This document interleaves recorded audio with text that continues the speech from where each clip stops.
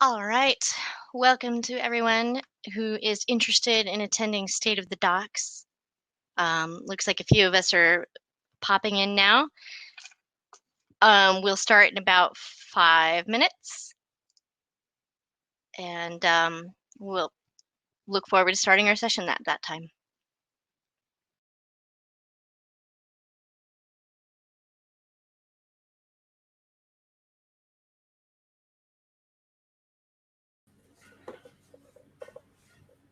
All right. Can you hear me okay? Yep, I can hear you. Awesome. Message in the chat really fast. Okay.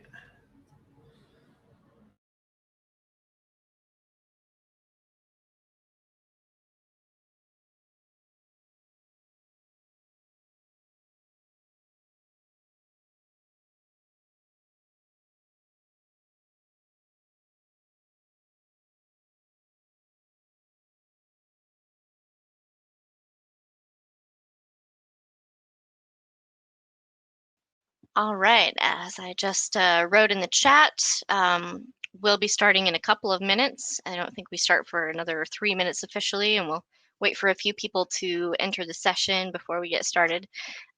While we're waiting, feel free to introduce yourself on the chat and tell us why you're interested in this session.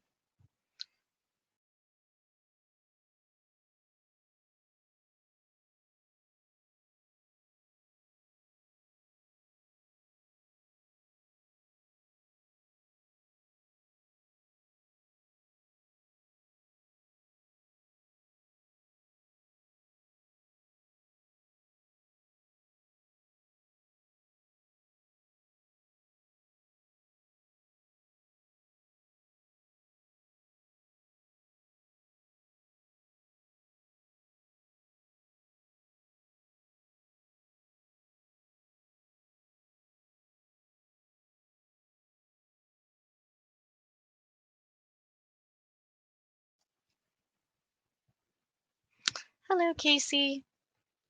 Welcome. We're glad that you're here to talk about the docs with us. We're hoping to have a good discussion today.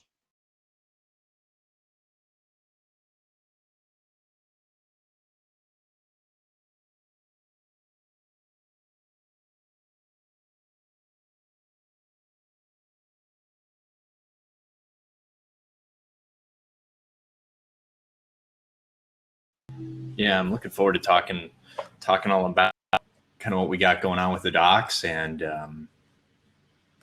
what questions people have and what ideas people have and how people can get involved. And it's going to be good. All the things. All the things indeed.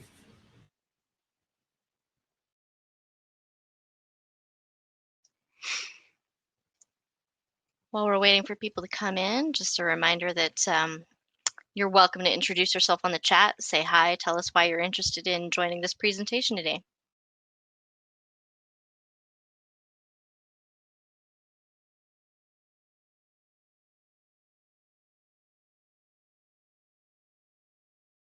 Time should we start? Because I know we're at 15 now, right? And do you think we should wait a little bit or? That's kind of our judgment call. We've got about 11 people in the session, so it's a good chunk if we want to get started. Hello, Caesar. I hope I pronounced your name right. We welcome everyone. Oh, good. Excellent. Awesome. What about you? Are you feeling ready to start, or would you like to wait just another minute? Do you think we should start with one of the surveys? Sure. Just to have kind of so that as people filter in, they could interact with it. Yeah, let's give it a try. So I'll share my screen. Okay.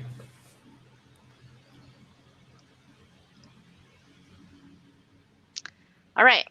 So we're not using the conference polling system. We're using our own polling system. Let me activate the poll and then we'll go full screen. Okay, so what we want you to try to do is go to this website, either on your phone or on your browser, depending on how you're here at the session. So pollev.com/nobletiger909. These are auto-generated names, and we liked that one the best. So go to polleverywhere.com, sorry, ev.com/nobletiger909. It's going to give you a little login screen. And then we haven't tried this poll to see how it works live, but it'll show us the results live. It should be pretty cool. I am going to do it too. So go to polleverywhere.com, nobletiger909.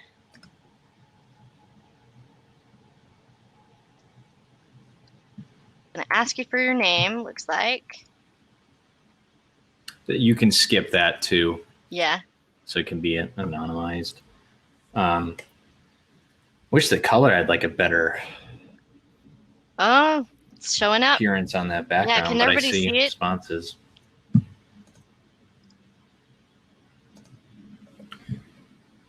So we've got someone from, hey, I've taken a lot of geo quizzes, and I can tell that this is Amsterdam. Well, not Amsterdam, but yeah, it is Amsterdam, right? Well, not Amsterdam. Let's see here. Yes, but so we've got some people. We've got one Minnesotan, and I know who that is. That would be you.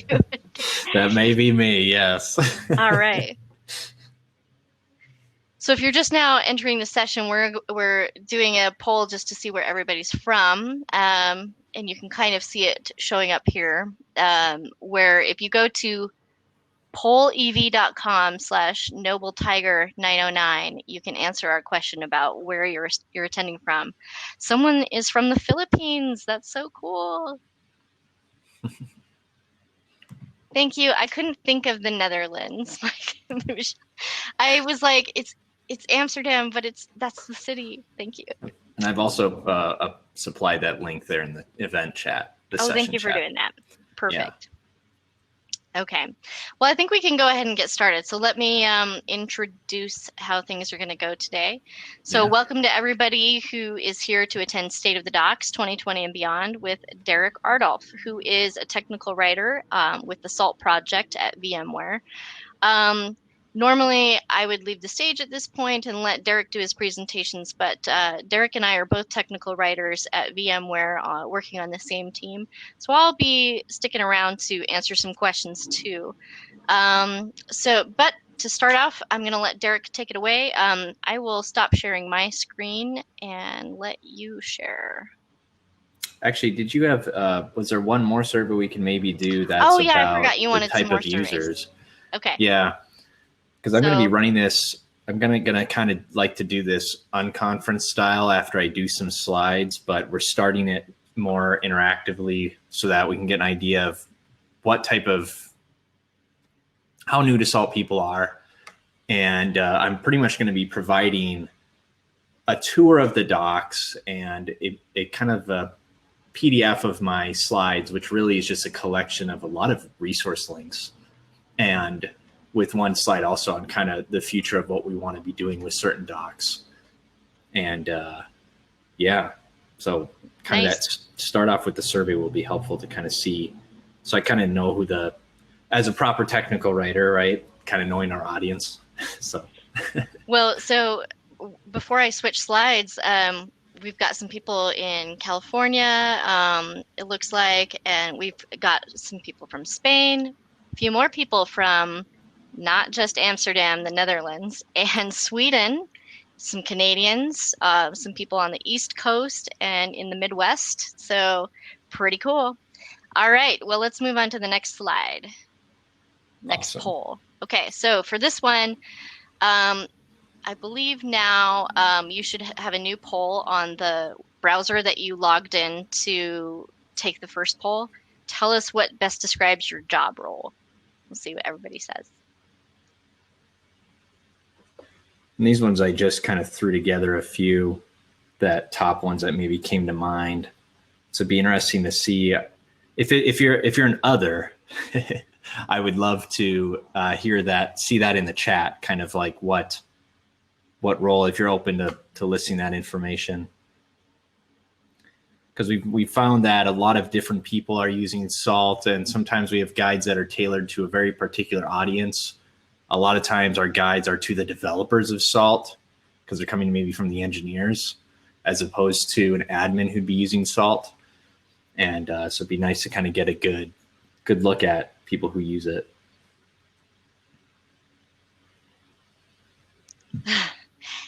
Alan says he doesn't know which one to answer because he's all of them.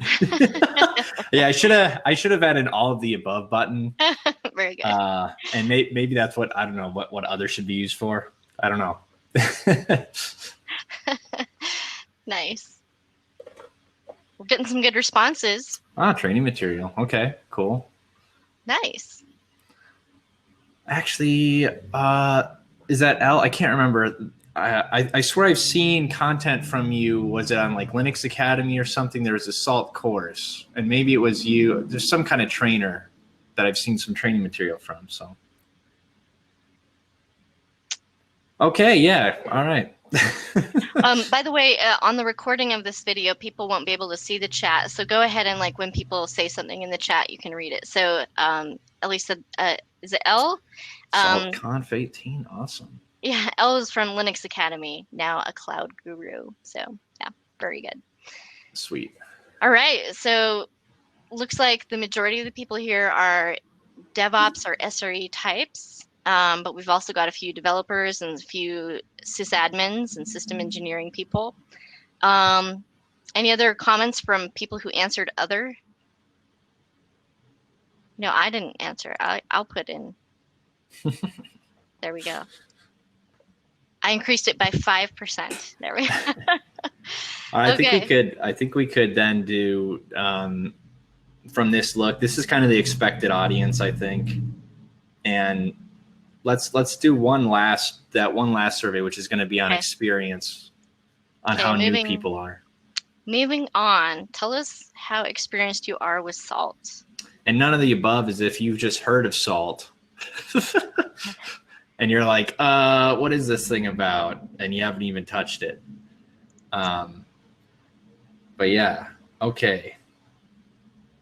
Cool. I kind of expected a lot of new users, especially with the VMware acquisition announcement. And SaltConf probably being a way of people getting introduced to it. Being either because they're from VMware themselves or because they just suddenly became maybe more interested in it. So cool. Very cool. Okay, good. And then the intermediate user definitely means that I'll make sure to focus too on that evolution of those docs a little bit more than simply a tour of the docs, since the intermediate users will be a little bit more familiar with what we got. And the advanced. Nice. We've got a nice little bell curve here going on. Some new users, but some advanced users too. Awesome. All right. Are you done with the polls? Do you want me to stop sharing my screen now? That's perfect. Yeah, let's jump into it. And I'm going to provide a link in the session chat here.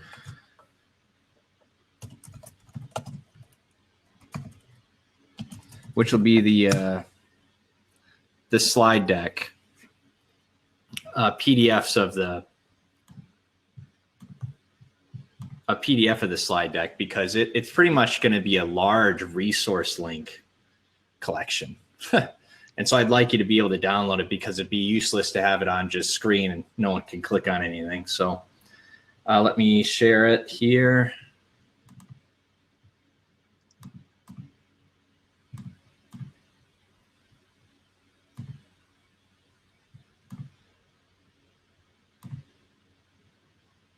Okay. All right. Well, this is the state of the docs, 2020 beyond. And I'm Derek, Salt team at VMware now, with Lisa as my fellow technical writer there. And you can find me on Twitter, GitHub, GitLab, and our community Slack, all under Script Automate. And Well, who are these SALT team technical writers? Well, it's me, Elisa, but everyone else that is either contributing or using SALT. The SALT community is very big, and the complexity of that documentation has grown quite a bit over time. And especially for those who are new, the learning curve can be a little rough. And when we look at how extensive that documentation has grown from the very beginning, when it was initially a wiki, I think when SALT was first created, and then it was quickly turned into a Sphinx project. If you were to take all the open source pages into these PDFs, it's over 6,000 pages of content. A lot of it's generated from doc strings in the Python code itself. And but a lot of it, the rest of it too, which being the flat RST files that get generated into what you see on the docs.saltstack.com, is in various stages of last updated.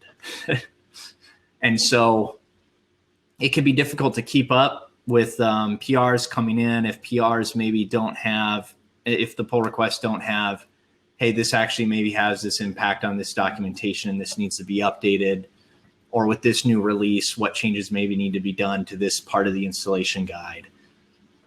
And so we have right now in SALT probably around 170 different issues that have the documentation label on them. And documentation gets really complex in a large project like SALT because there are so many different components, and often a documentation subset may only be able to really be updated from someone who's really experienced with using it, especially if it's using some kind of third-party module. So let's say it's using a Kubernetes module of some kind, or if it's using Salt Cloud, especially with a lot of resources of people creating the item cloud tooling instead. And so Salt Cloud's a little bit, it's in an interesting state, let's say, especially in such a monolithic repo. And so when we talk about Salt Open, here are a whole lot of resources. And this is best mostly for brand new people, but also for some people that have heard of POP but don't necessarily know where to look about that stuff.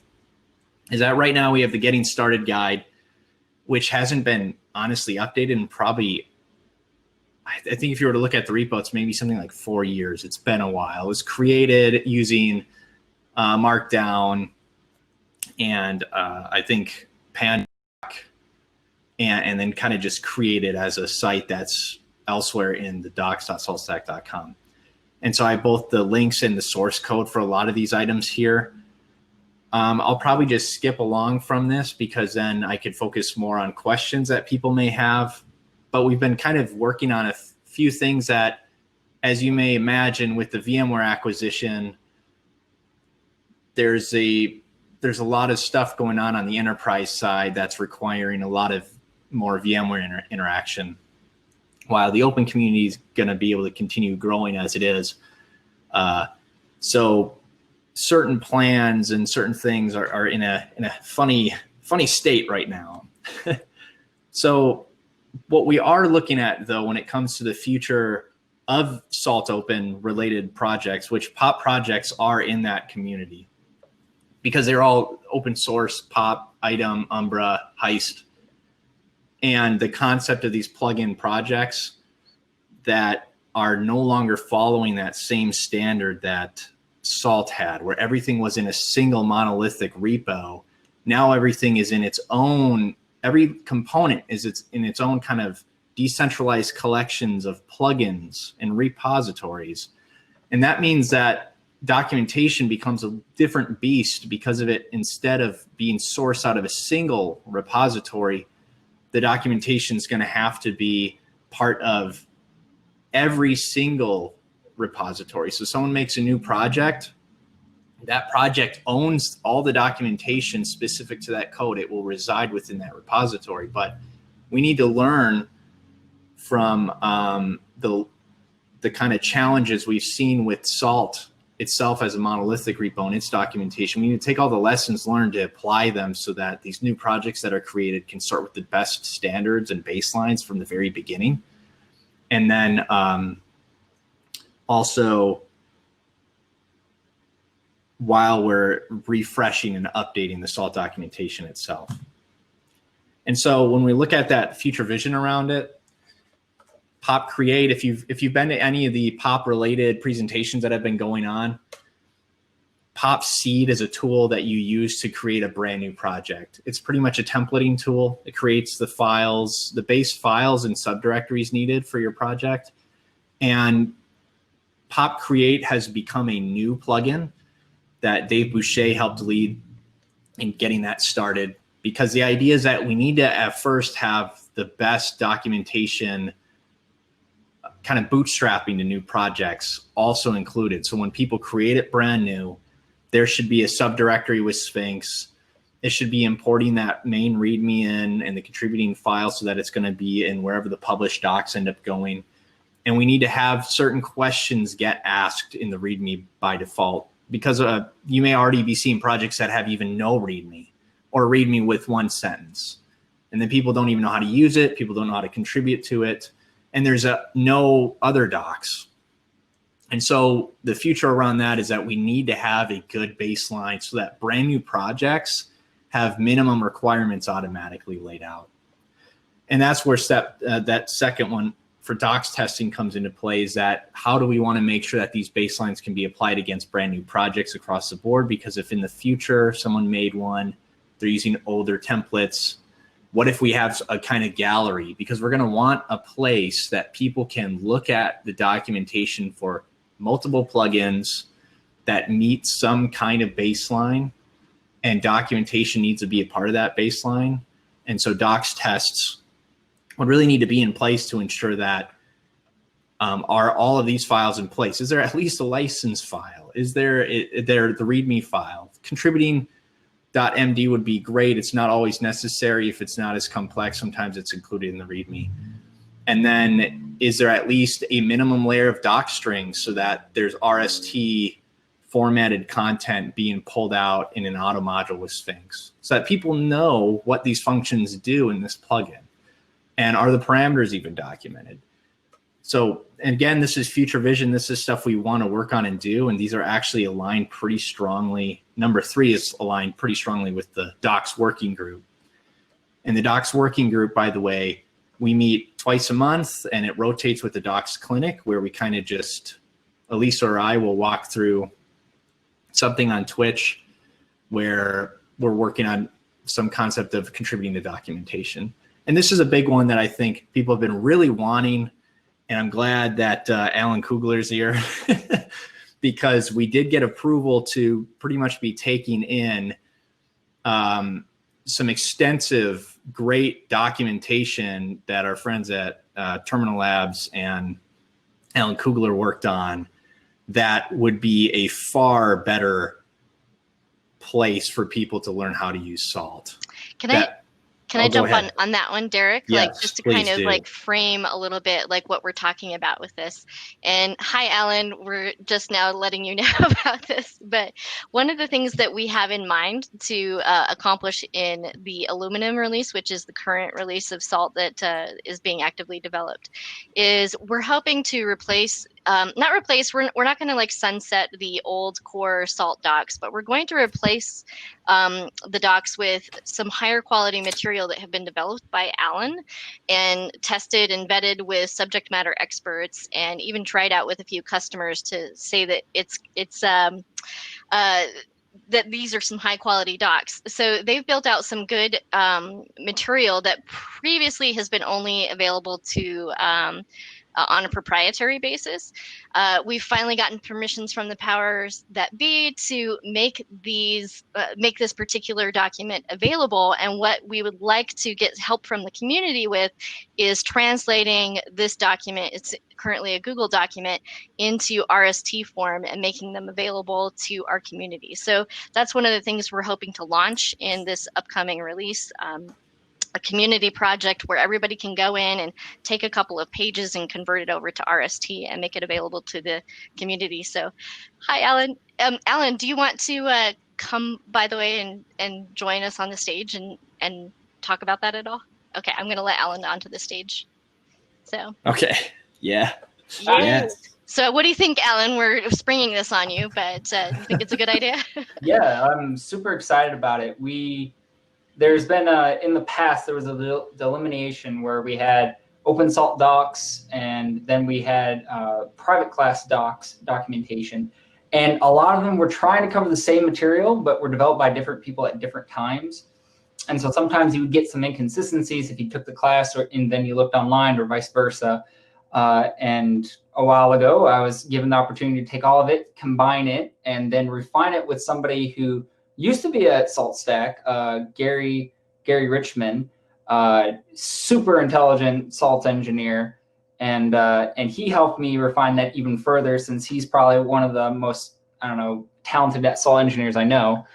And then we presented that to, as you guys said, a couple of customers and let them run through it. And then we use that to add even more content or refine and clarify, because they were super beginners. And that way we're like, we have the highest expert and the most beginner people both saying that this documentation is very clear.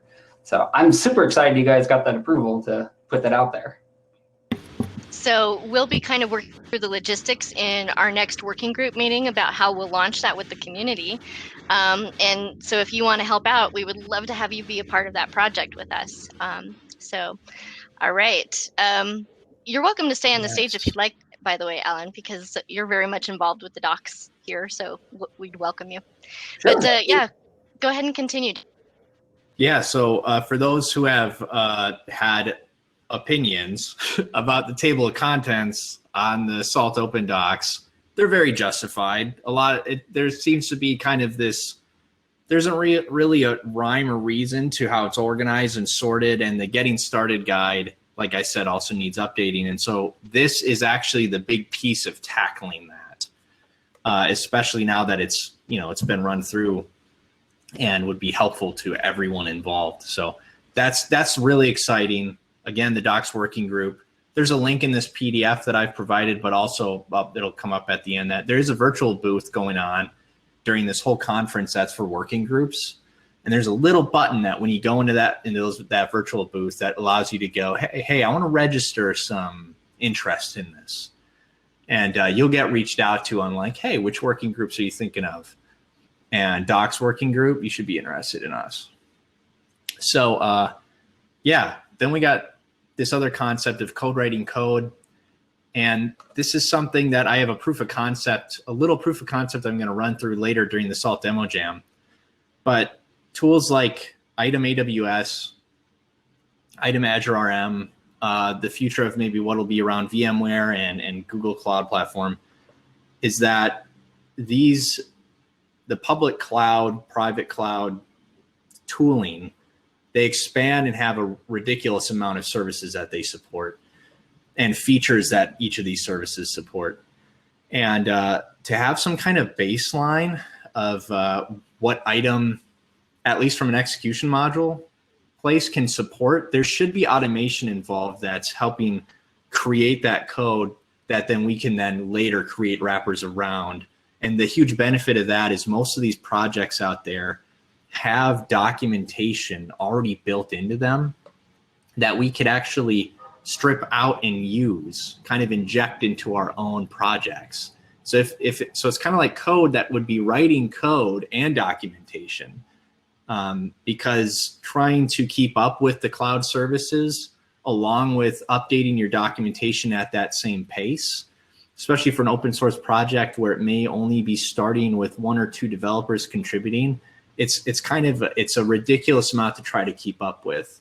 But if there was a baseline generation done that was fully self-documented, because it's really taking all the work of extensive technical writing time by these companies, that would be beautiful. That would be amazing. It would make them a lot more useful. Like I said, I have that's part of the Salt Demo Jam, is I'm one of the people running through that. I mean, outside of that, though, the rest of the PDF that I've provided, there's a bunch of resource links. There's a Pop Awesome. Awesome projects, by the way, are pretty much just collections of link resources. So there's Awesome SaltStack, Pop Awesome, Salt Tips by, is it Max Arnold?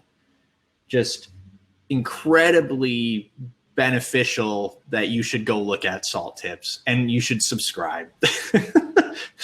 The way that so we have like our release notes and change log, and then Max has pretty much historically gone in looking at those new features and changes and updates that have happened, and then creates examples or runs through it and then gives his opinion on each of them.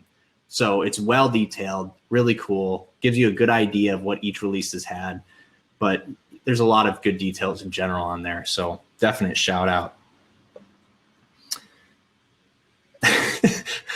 I'll try, Nick. I'm trying. Yeah, Nick's pointed out about the, hey, it'd be great to have that code writing code stuff going on with Azure, because Nick, by the way, has created his awesome project. Not an awesome list. It's a project that happens to be awesome around item Azure RM. That's on GitHub. It's also listed, I believe, in the Pop Awesome list. And I kind of referenced his to also look at a layout of documentation. So we'll be helping each other out a little bit there. Linode has these great salt guides, by the way. And I could even just show them for a sec, a simple screen show. But like I said, there's the virtual booth for the working groups. And then, honestly, big collection of community links for those who aren't aware. For those who are new, especially, you may be unaware of these. We have a community Slack. There's a documentation channel. Really, there's tons of channels in there. There's channels on Pop, Item Cloud, documentation, of course, and developing, what have you. Everything's there. We have a YouTube channel. There's actually, on our YouTube SaltStack channel, there's also a YouTube playlist of documentation videos, which includes some Docs Clinic stuff, but also, was it Aaron McKean, Elisa, who did the keynote for our last Docs Jam? Yeah, we had a Docs Jam just a couple of weeks ago, and Erin McKeon, who is the she works for Google in charge of Docs advocacy for their open source initiatives, and she gave a really excellent keynote about how developers can contribute to documentation and what tricks you can use to make a meaningful contribution to the documentation in open source that I totally recommend checking out. It was really good. Yeah, and that's a big deal there, because Elisa and I are a very small army at Salt, where we pretty much are like advocates and of the docs, and people who are working to empower anyone else who's wanting to improve the docs, contribute to them, has questions about them. Again, that documentation channel in the Salt community Slack, I'm Script Automate on there. Elisa's on there too. If you want to reach out to us, otherwise too, there are plenty of these links related to the community. And I think that's really kind of what I got on here, because I think what I could just show would be that there's that simple amount of I don't know, the docs. I kind of want to leave it up to people right now.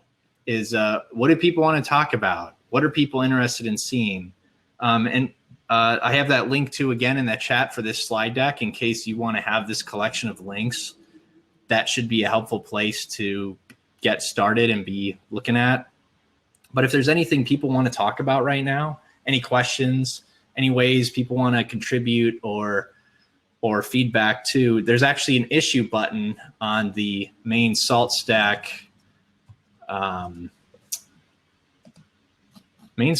project, which is at github.com/saltstack/salt, is that you can go straight into the issues. And if you wanted to open a new issue, there's a docs related one. So if you know about documentation that could use a look, needs some help, or you have some ideas, please feel free to go through there. Use that issue template to take a look at something. There are plenty of issues too that have the documentation label. Do you care if I jump in for just a second, Derek? Oh, is that okay? do it. Jump in. So a couple of things. I want to reiterate something that Derek said earlier about the docs clinics that we're doing. So every Thursday, we're alternating between having our docs working group, and then in the off weeks, we're offering docs clinic sessions. The basic idea behind those docs clinic sessions is that since we require documentation with a new PR that you're submitting to the SALT project, you might feel a little intimidated by that. What? I have to create some documentation. I'm not a technical writer. The good news is we're here to help you. You can come to our docs clinics every other week, and if based on who comes to those, we're willing to help work through your documentation with you in person and get your PR ready to go. So that's the basic idea behind that. And then if people don't show up, then we'll do informative sessions about how to get started with documentation in the project. So our last two sessions, Derek did a session about how to work through an issue, and he worked through one live, and we have a recording of that on the channel that Derek has showing right now. And I gave a session about how to get started with Git if you're truly new but you want to contribute to the project in some new way. So we'll be doing that every other Thursday, and we're here and available to help you. The other thing I wanted to go back, I do want to say one quick thing, like from our keynote that Aaron said about one of the cool things for those of you who are here, you might be new to SALT. We had about 25% of you that are new to SALT, and you might encounter frustrations possibly as you're using the documentation for the first time. One of the things Aaron talked about was the value of keeping a friction log. So as you're beginning to use SALT for the first time, and you're experiencing things that you weren't able to solve, and maybe the documentation didn't quite get you there, what you need to do is kind of keep a friction log of all the pain points that you had along the way. Then, as Aaron said, wrap it up in a nice little bow, because this is a tremendous gift that you're giving us, because you'll only be a beginner to SALT one time. And while you're a beginner to SALT, we would love to hear your perspectives, hear where your pain points are. So wrap that friction log up in a nice little gift and send it to the documentation team, and we will treasure it, and we will use that to make the docs better.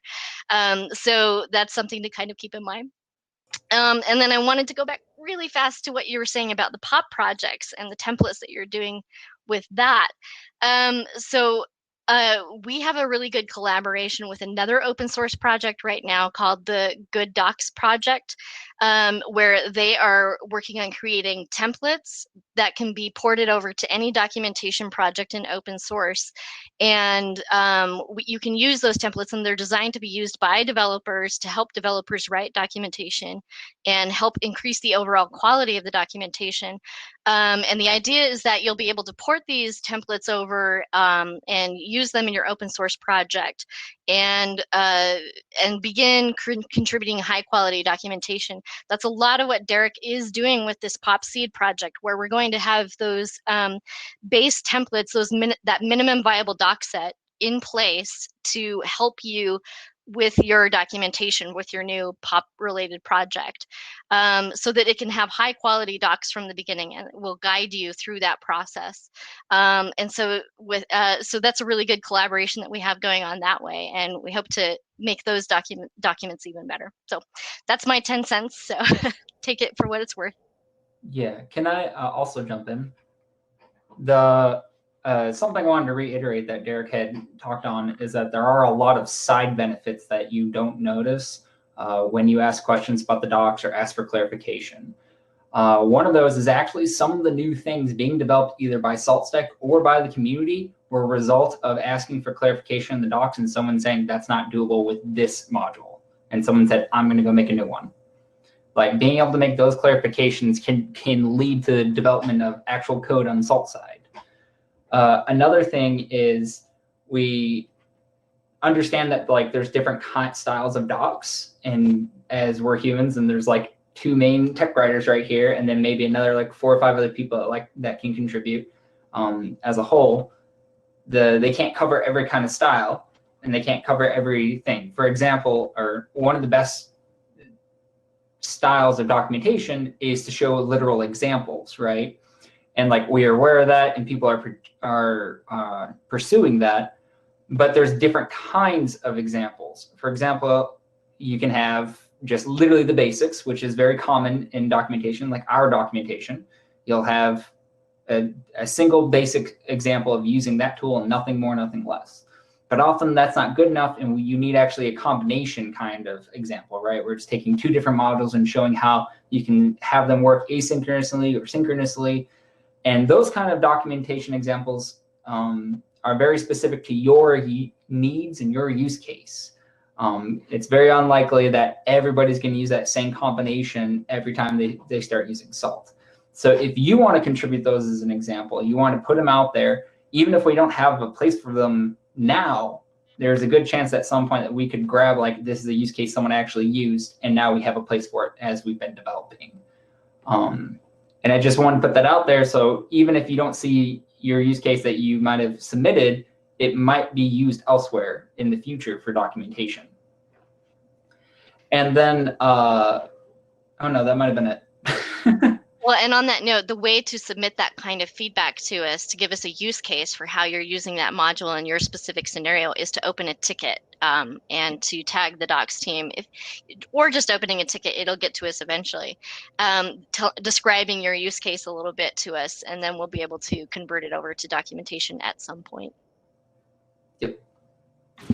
Yeah, that's one common thing actually that's kind of been said about our docs is we have the getting started guide, and it's kind of like learning addition and subtraction. And then we have just the docs, which is like jumping into trigonometry suddenly and going, okay, good luck. And here's all of the things you can do, but without pretty good extensive differences in those examples with the states and direct salt calls that could be better fleshed out and be more beyond either the basics or the deep dive into just a large parameter list.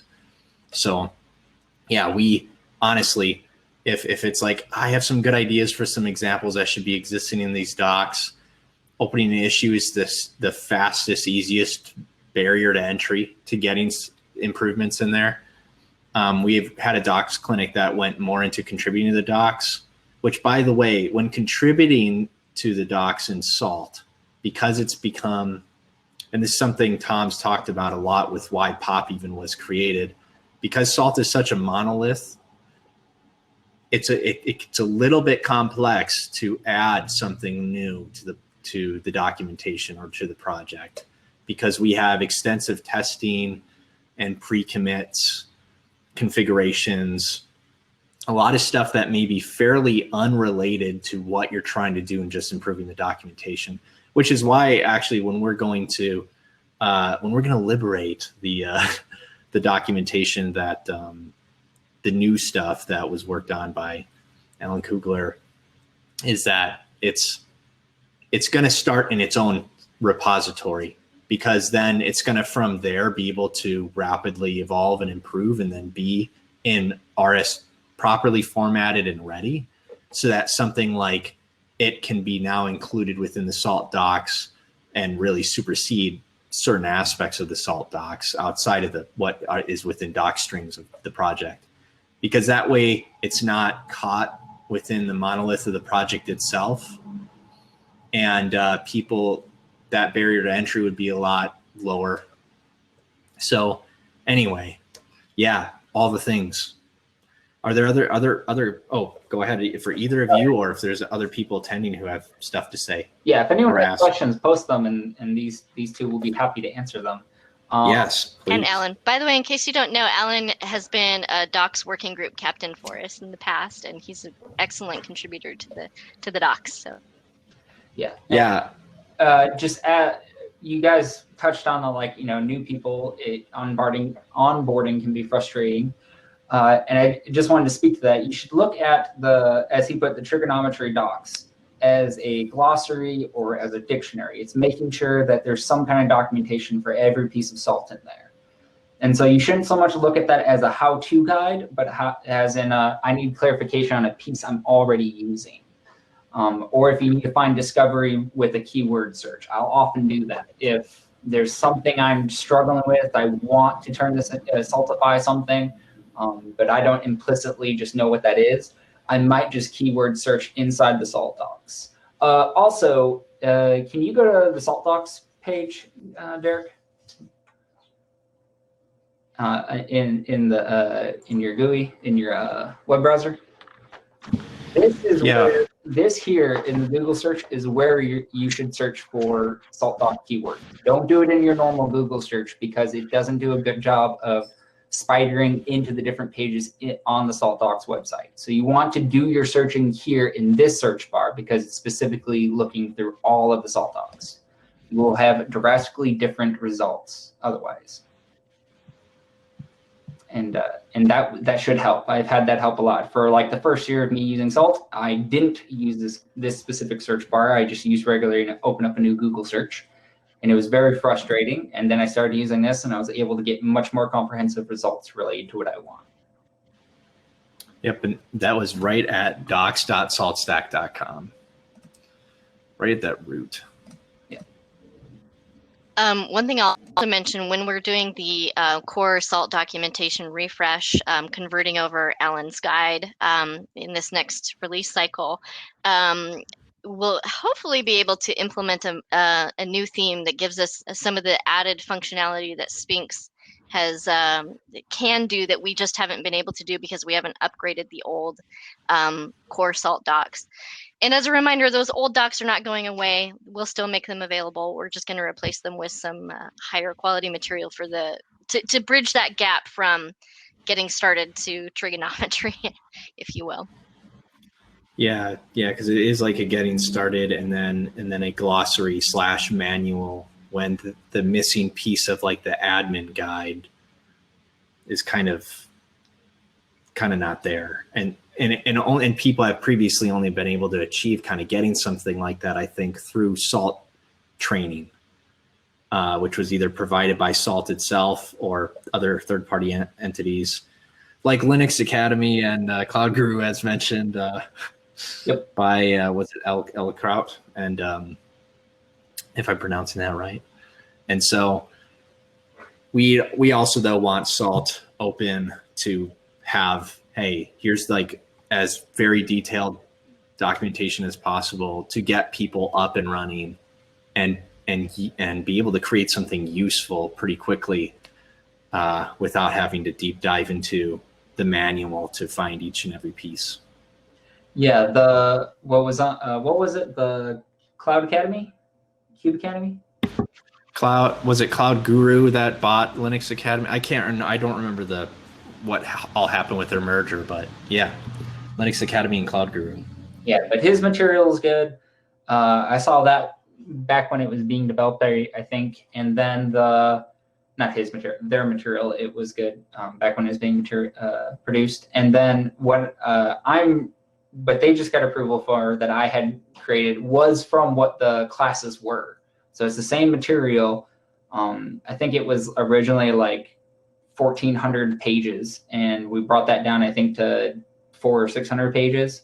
And that was removing any of the fluff words, any kind of marketing. It's trying to be as concentrated as possible, getting across the concept that chapter is dealing with.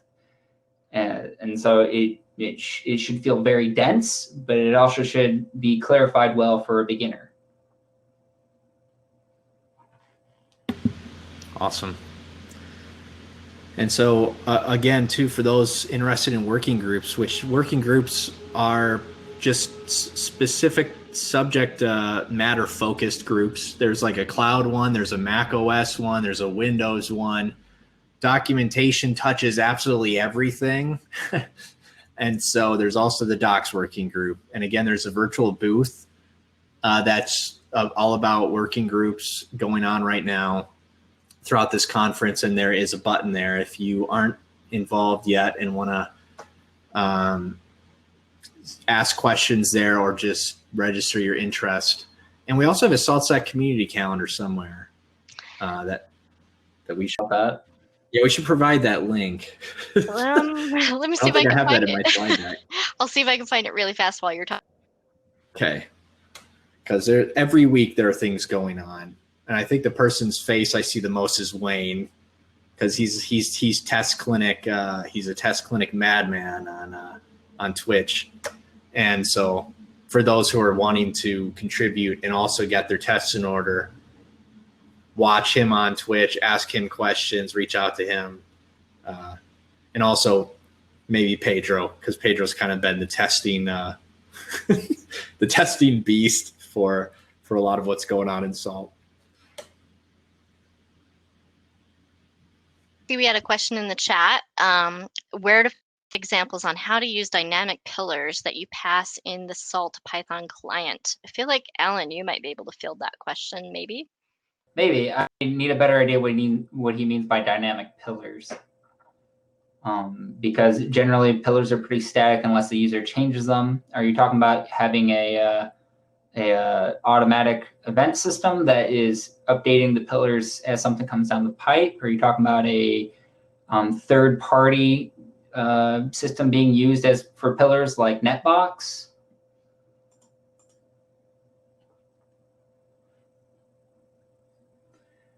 Because I definitely have had clients that use Netbox before. Thomas says he thinks inline pillars is what he might be talking about. Okay. Okay, inline pillars. Yes, we definitely have documentation on that. It's the general framework is Salt, what you're targeting, whatever your state is, states.apply, whatever. And usually you have pillar equals, and then you'll have curly braces with key value pairs going on. And I'm looking right now for a valid doc that explains that. Yeah, there you go. Alexander Fisher provided a perfect example.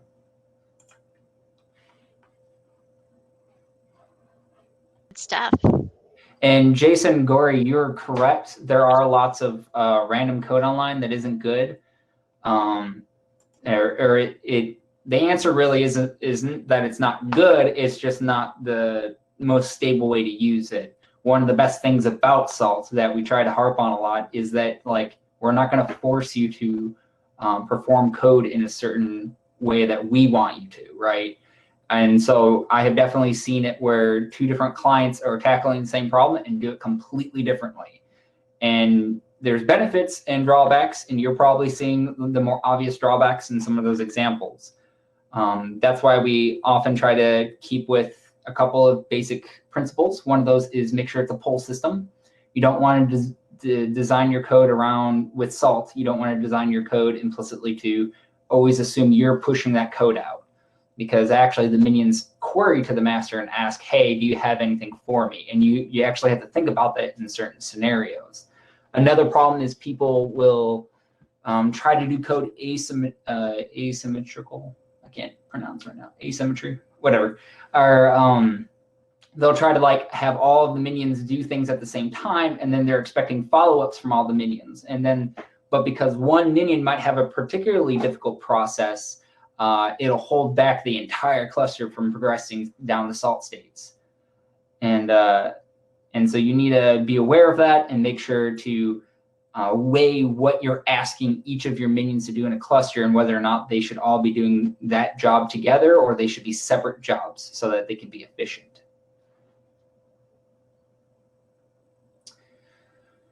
Seriously awesome. Thank you, Alan. No problem. So glad you came today. Very cool. With pillars, there are, I'm sorry, did you have something? No, I was going to say, are there any other questions or comments that people want to ask while we have we have about 5 minutes left in this session before time's up? Yeah. Yep, I get that, Thomas. Yeah, Thomas, I'll just read it. He says, if minions are doing things that require talking to each other, he prefers orchestration. Definitely. Yep. And harping back on that, different design philosophies and different purposes, pillar is considered something that is centralized, right? That lives on the master, and is given to you by the master, or by the user to put it on the master, right? And then the minions will use that as needed, as opposed to like grains. A lot of grains will come from the minion, and then that'll be delivered so that the master is aware of it. Alexander's got another one. When writing documentation for such a new pop project, which standard on document format level should be followed? I believe I heard RST 30 minutes ago. I have a strong opinion on that. Would be other formats possible, like ASCII Doctor or GitHub? And that's a good question for you, Derek. What do you think? Yeah, I think do whatever you like. So the cool thing about it being actually decentralized like this is that if you have tooling in your own fashion of creating your documentation, of course, that's going to mean that it may differ a little bit from how maybe someone can contribute to your project from the community. And also whether you're using plugins with those tools that can properly pull the documentation from your Python doc strings. Because if you're formatting, then how are you formatting your Python doc strings? And if the doc strings, in general, what you'll see in doc strings is RST format. So if you have maybe your other files that are not the doc strings being in a particular format, it would just make things maybe a little clunky. But I don't have enough experience also with other tools that can have that integration functionality to go, hey, I'm going to pull that Python documentation and convert it into the format that works with my particular documentation pipeline. But we're pretty much going to be doing everything we can to provide, hey, here's like an easy GitLab CI YAML file that will help build out your docs and push them to read the docs. And hey, would there be a way in the future we could convert that over to GitHub Actions so that people can have that easily integrated into a repository? So, but like I said, because it's going to be plug and play, Lego style, you can be as creative as you like. You just need to be aware of maybe how that may be with the rest of the community and what they're used to using. And if your tooling is well documented enough for people to contribute to. Ellen, when you're responding to did you respond to the question that is there an alternative way to have the roster database not in a file when you're using SaltSSH? Is that what some of the links you're putting in right now? You want to explain that? No, I'm sorry. That was referencing Inline Pillars. Okay, no worries. Someone had given an example, but we never actually linked the doc, so I went ahead and did that. Thank you. Is there an alternative way to have the roster database not in a file when you're using SaltSSH? I actually don't use SaltSSH. I can't comment on that. You might have to put in a request either to one like the Slack channel, the community Slack. That would be a good place to ask that kind of question. But yeah, sorry, I haven't actually used SaltSSH. I mainly focused around native minions, part 2 minions, regular minions, and such. And I do know that there used to be a SaltSSH working group, and I think though certain resources people are playing around a lot more with Heist, it sounds like, and I'm not really sure, but that might be something useful to also look into, is how Heist works. It does look like Elias, I don't know how to say his last name, Ardolf, he gave a good link there to other kinds of Salt roster files. I don't know if that's answering the question you're asking. You're saying, I guess not, because you're asking how to avoid the file. What do you mean by not in a file? Are you talking about you want to pull down the information needed that is usually in a roster file from a third-party source?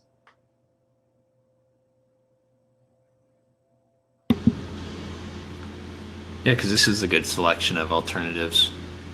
Right. He specifically said he wanted to avoid the file, not in a file. Which maybe he's talking about a flat file.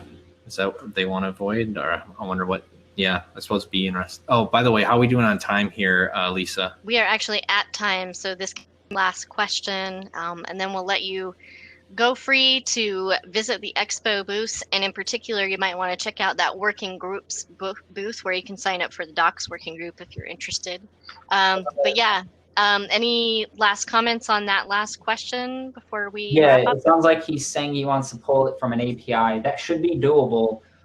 If Salt is expecting you to have a roster there, like it's scanning for the roster and then executing from what it pulls from that roster, you might either have to make a custom module that's adjusting that behavior, just waiting for a to integrate with an API to deliver that package, that information, or you could possibly have it, depending on the module, what Salt SSH's features are, you might be able to even tell to forego file and here's where the URL you're pulling from or something like that. Again, that requires someone with a little bit more Salt SSH expertise than myself. Good stuff. Well, let's wrap up the session so that you can all go get some lunch or go visit some of the booths.